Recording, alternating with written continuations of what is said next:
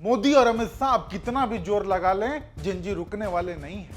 ऐसे में अगर अमित शाह की दिल्ली पुलिस ने बड़ा दिल दिखाते हुए परमिशन दे दी तो अच्छी बात, नहीं तो फिर भी आवाज बंद नहीं होगी। दिल्ली पुलिस का अगर दिल बड़ा है तो हम तो चाहते हैं कि आप हमें एडवांस में परमिशन दे दीजिए। यानी महज कुछ ही घंटे बचे हैं जब कॉकरोच जनता पार्टी से जुड़े लोग दिल्ली की सड़कों पर उतरकर मोदी सरकार के मंत्री का इस्तीफा मांग रहे होंगे। इस्तीफा क्यों? क्योंकि नरेंद्र मोदी की सरकार और उसके सिस्टम ने एक बेटी की हत्या कर दी। वो बेटी जो डॉक्टर बनने का सपना देख रही थी, नरेंद्र मोदी के सिस्टम ने उसकी जान ले ली। सरकार के द्वारा की गई हत्या, जो एक बेटी जो इस देश के भविष्य की जान ले ली, कोई जिम्मेदारी नहीं लेगा। नीट पेपर लीक के चलते अब तक 5 से ज्यादा छात्र सुसाइड कर चुके हैं। लोगों में भारी आक्रोश है और ऐसे में नरेंद्र मोदी की सरकार ने किया क्या? 2 अफसरों का तबादला ताकि अपने मंत्री धर्मेंद्र प्रधान को बचाया जा सके। तो ये छोटी उंगली का छोटा नाखून काटकर बचने की कोशिश ना की जाए, ये कुछ बाबुओं की शहादत का ड्रामा यहाँ पर ना किया जाए। जिम्मेदारी धर्मेंद्र प्रधान की है, बर्खास्तगी उनकी होनी चाहिए। वाकई आज जिस तरीके से देश में युवाओं के भविष्य के साथ खिलवाड़ किया जा रहा है, लगातार एक के बाद एक पेपर लीक हो रहे हैं, उसको लेकर अब शिक्षा मंत्री के इस्तीफे की मांग तेज हो गई है। और इतनी तेज कि शायद अब तक मोदी सरकार के 12 साल के कार्यकाल में जो नहीं हुआ वो भी संभवतः हो सकता है, क्योंकि अब देश का जेनजी वो अपनी समस्याओं को लेकर आवाज उठाने लगा है। 6 मार्च को कॉकरोच जनता पार्टी, जो कि युवाओं की आवाज बनकर उभरा, कुछ ही दिनों में अपने साथ 22 मिलियन लोगों को जोड़ लिया। वो अब सोशल मीडिया से आगे बढ़ते हुए सड़क पर उतरने वाला है।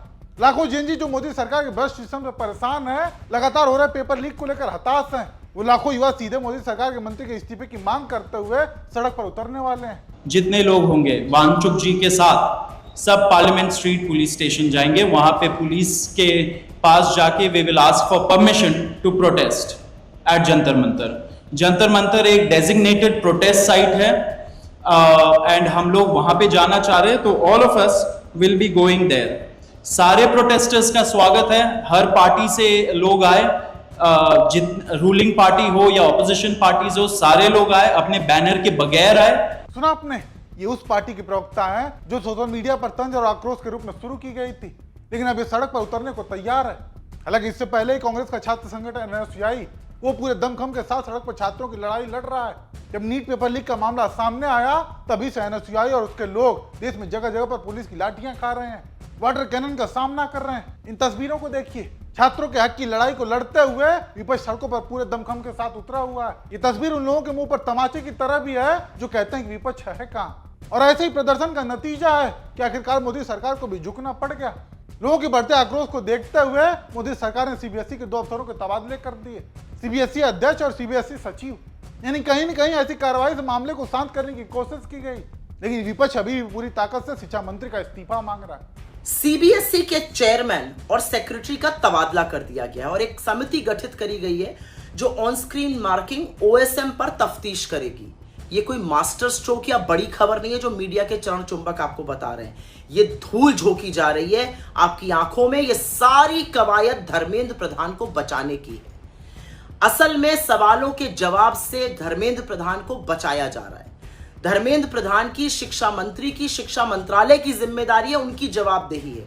तो ये छोटी उंगली का छोटा नाखून काटकर बचने की कोशिश ना की जाए, ये कुछ बाबुओं की शहादत का ड्रामा यहां पर ना किया जाए। जिम्मेदारी धर्मेंद्र प्रधान की है, बर्खास्तगी उनकी होनी चाहिए। सवाल तो पूछे जाएंगे ना कि ओएसएम इतना अफरी तफरी में क्यों लागू किया गया। सवाल पूछा जाएगा जब ट्रेनिंग नहीं थी तो ओएसएम को क्यों लगाया गया। कोएम्ट एड्यूटेक जैसी टेंटेड कंपनी को जो ब्लैकलिस्ट हो चुकी थी उसको टेंडर कैसे दिया गया। और इस सब का जवाब धर्मेंद्र प्रधान को शिक्षा मंत्री को देना पड़ेगा, जो जवाब अभी तक वो दे नहीं पा रहे।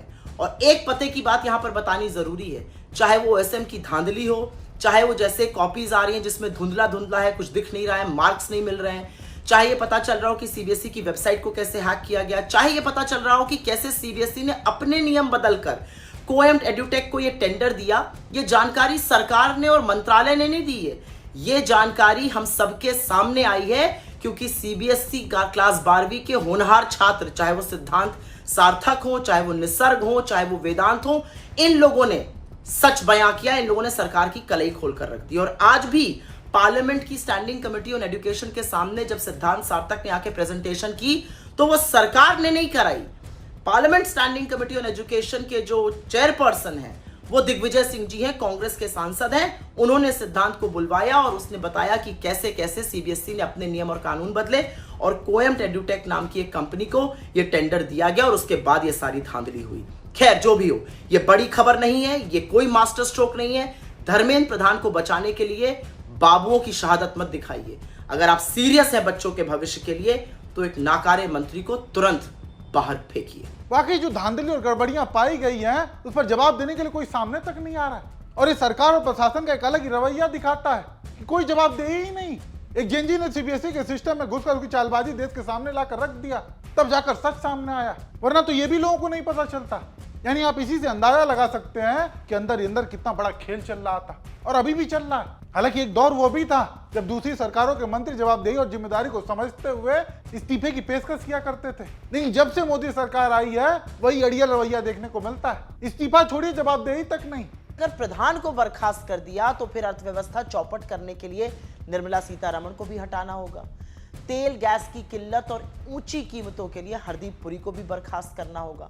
पीने के पानी के लिए लोग सरेआम तरस रहे हैं तो फिर सीआर पाटिल अपने पद पर कैसे बने रहेंगे। विदेश नीति का बंटाधार करने के लिए जयशंकर जी को भी बर्खास्त करना होगा। रेल का भट्टा बिटाने और लगातार होते एक्सीडेंट के बीच में अश्विनी वैष्णव की भी रवानगी करनी होगी। चीनी अतिक्रमण के लिए राजनाथ सिंह की भी छुट्टी करनी होगी।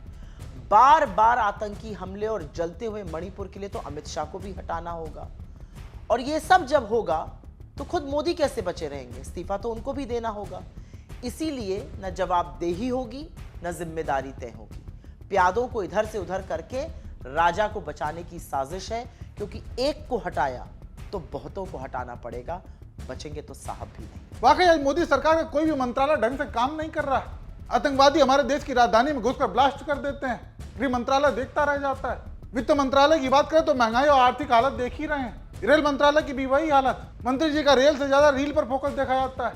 आप एक एक मंत्रालय उठा लीजिए, नागरिक उड्डयन से लेकर सड़क, सूचना, शिक्षा, सभी की हालत देख लीजिए आज के समय में क्या हुई पड़ी है। लेकिन फिर भी मीडिया को अपने पाले में लेकर ताल ठोक कर कहा जाता है कि सब चंगा सी।